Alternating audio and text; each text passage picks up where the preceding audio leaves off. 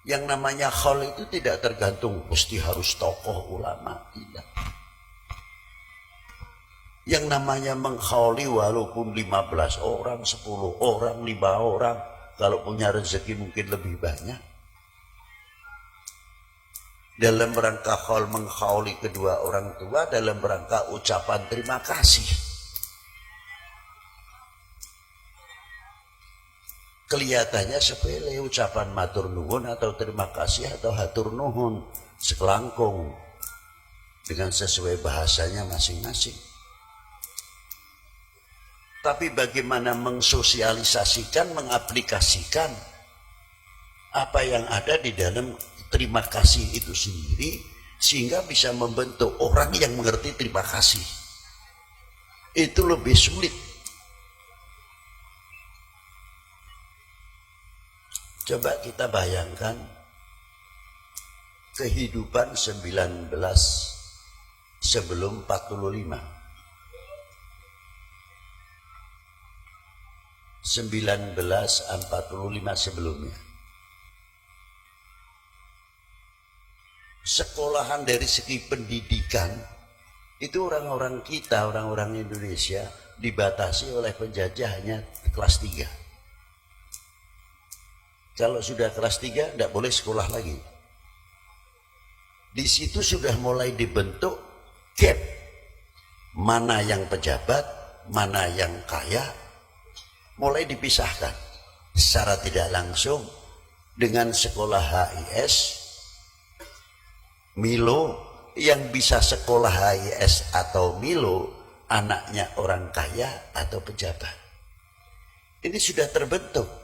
Bagaimana pemisah strategi politik pada waktu itu. Cuma kita tidak menyadari. Itu.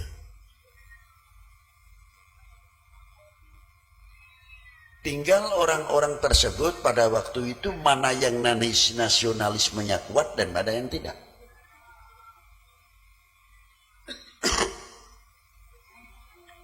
Perjuangan orang tua pada waktu itu jangan dikira sepele. Di tahun zaman saya saja, tahun 57, 58, 59, orang yang makan satu hari sekali itu bukan sedikit. Saya sendiri pribadi kalau sekolah itu bawanya budin.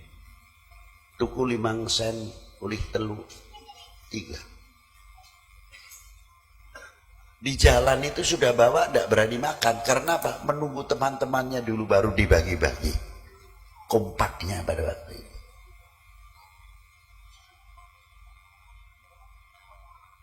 Kalau pakai sandal baru, gantian. Upi panggilan saya, Upi, gentanan jilih, ngerasake sandal baru. Karena terbatasnya perkembangan ekonomi pada waktu itu yang baru merdeka. Ternyata kemerdekaan yang kita raih untuk membangun ini tidak semudah membalik telapak tangan.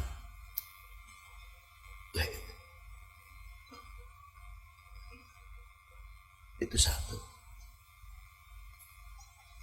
Rata-rata pekerja orang tua kita ketergantungan ekonomi pertanian. Ya kalau gagal panen jangan tanya. Dan ladang sawah pada waktu itu masih sangat terbatas. Sangat terbatas. Untuk membuat sawah pada waktu itu tetap Indonesia masih mendatangkan beras dari Campa dan lain sebagainya. Jangan dikira anaknya pejabat, anaknya TNI Polri pada waktu itu enak. Gajinya masih rupiahan. Yang kita makan top berasnya itu beras cempok. Itu tidak pejabatnya, tidak masyarakat biasa. Kalau mau beli beras itu tukar nantinya. Bengawan atau beras Jawa. Belum ada istilah rojo lele, beras Cianjur, tidak ada. Yang ada nama dulu pada waktu Bengawan atau Jawa. Itu berasnya istimewa sekali.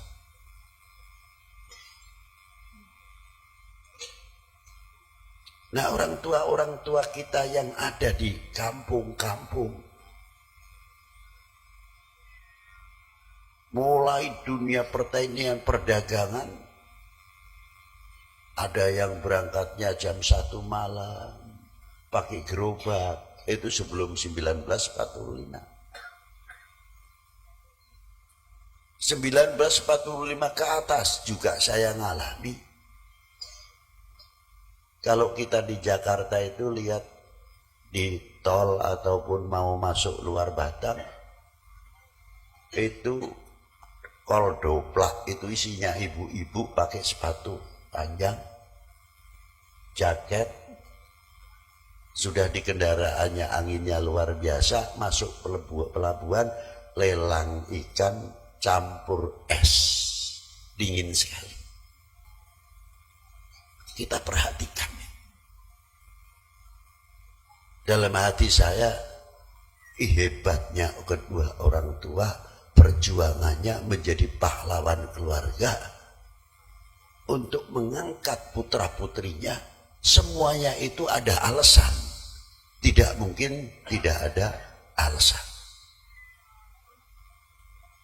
Nah itu.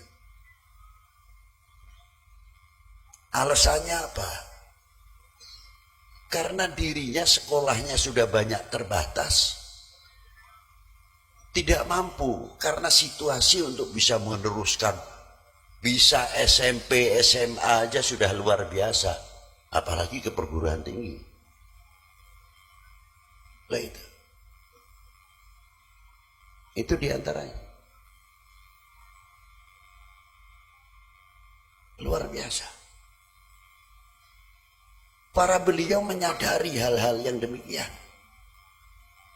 Tapi satu sisi dalam kurangnya sarana pendidikan, jiwa nasionalismenya, fanatismenya dalam agama, fanatismenya di dalam kebangsaan ini sangat luar biasa. Walaupun makan 1 hari sekali, ketenangan, ketentraman kita raih, kita mendapatkannya pada waktu itu. Tidak mudah kita dibenturkan.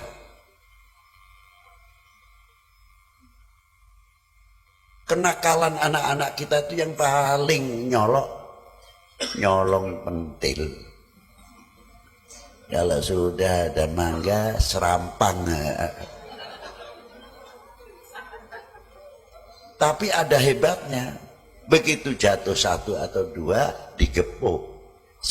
Yang satu cari garam, dibagi. Mudah. Aman, tidak terus ngeratak, itu tidak.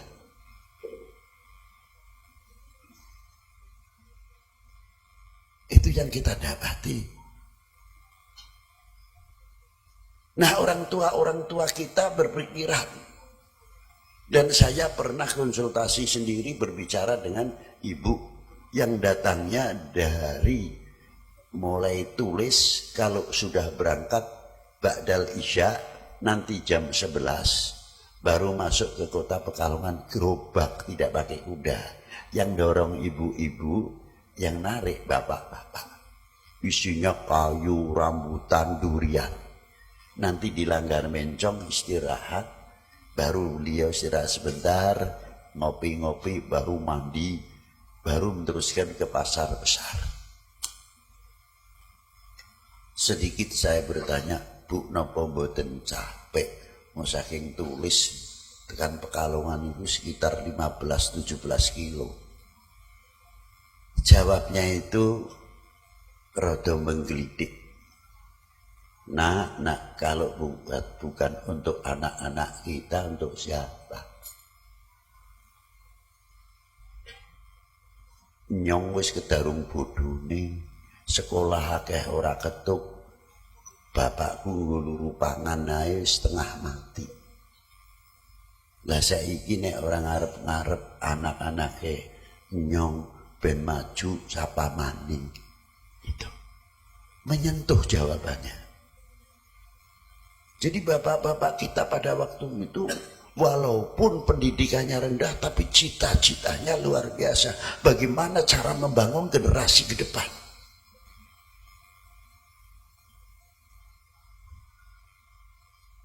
Luar biasa. Dan tidak cukup dari itu, kasih sayangnya itu sampai kepada makanan. Makanya ono istilah pepatah Jawa apa? Melase anak ring wong tua sak upo, melase wong tua marang anak sak klopo. Orang tua makan di mana saja dalam keadaan nikmat enak, ikut prasmanan mikir anak yang di rumah. Aku mangan enak, anakku mangan opo.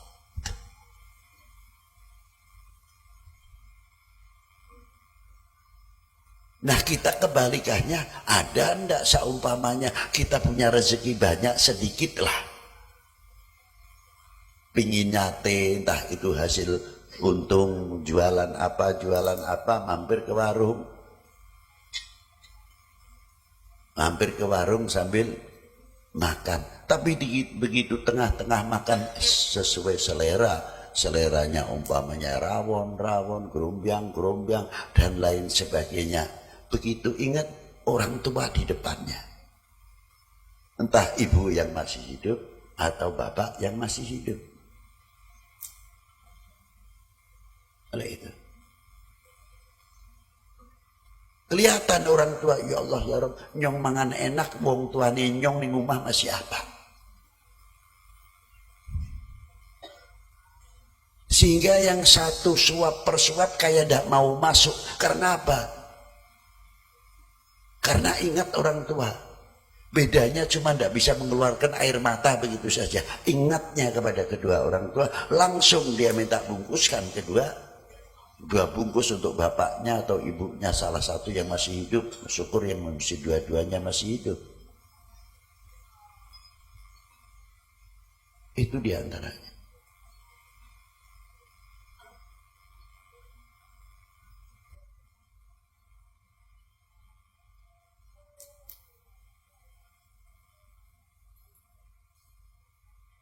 Kayak pan ngrungokne pengajian apa pan ngomong dewek?